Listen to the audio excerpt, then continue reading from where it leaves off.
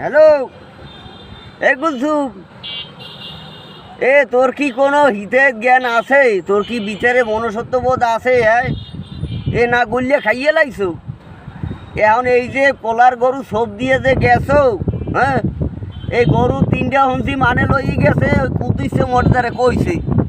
আর ছাগল হেয়া মনে করো ওই এখন জমিতে আছে, ওই সারা আছে, ঘাস খাইতে আছে, কোনটা শিয়ালে নে না পাতি গেলে নে না কুত্তে নে, হ্যাঁ কইতারি না।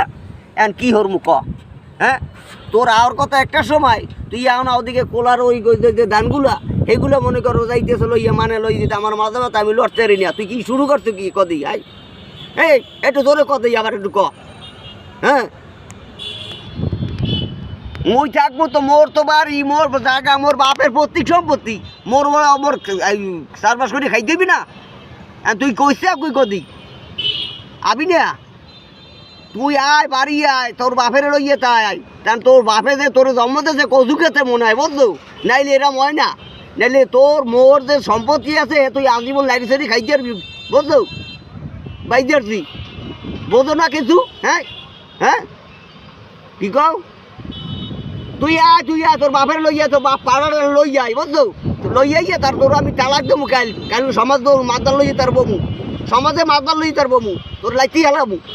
যাই তোর কেটা ঠেয়াই, বুঝছো? কুলঙ্গারে করে কুলঙ্গার।